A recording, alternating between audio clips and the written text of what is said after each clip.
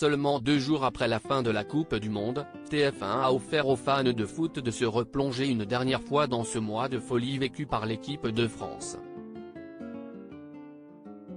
Une immersion dans la vie de groupe des joueurs de Didier Deschamps, qui s'est notamment faite en musique, puisque les footballeurs en écoutent beaucoup, notamment avant les matchs. Si le succès de 1998 reste associé au tube de Gloria Gaynor, I Will Survive, 2018 a permis l'émergence de VG Dream et son fameux Ramener la coupe à la maison. Pour 2022, CIST également un retour en arrière qui a été effectué par les joueurs, qui se sont trémoussés sur le tube de gala, Freed from Desire.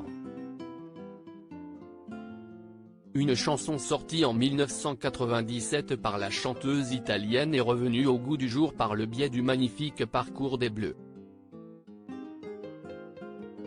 Vu l'ancienneté du titre, on pouvait s'attendre à ce qu'un ancien de l'équipe, comme Olivier Giroud ou Hugo Lloris en soit à l'origine, mais pas du tout.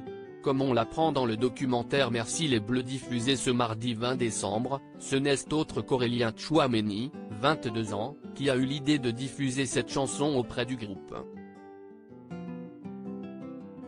Au début, Kama, surnom d'Eduardo Camavinga, note de la rédaction, avait le téléphone connecté à l'enceinte. Il met une musique, je lui dis, non, non, ce n'est pas ce genre de musique qu'il faut mettre. Mais plutôt cette musique-là, explique le nouveau joueur du Real Madrid, avant de conclure fièrement, je suis plutôt content de mon coup.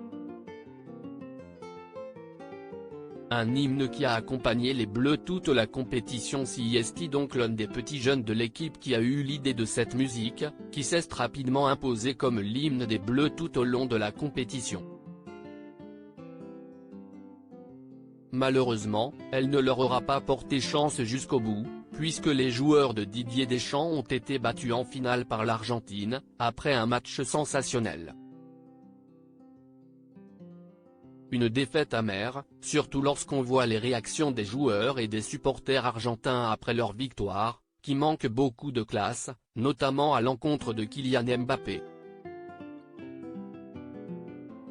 Malgré la défaite, l'équipe de France a réussi un parcours incroyable dans cette Coupe du Monde, 4 ans après leur magnifique sacre en Russie. Vivement la suite pour des Bleus qui n'ont certainement pas fini de nous surprendre.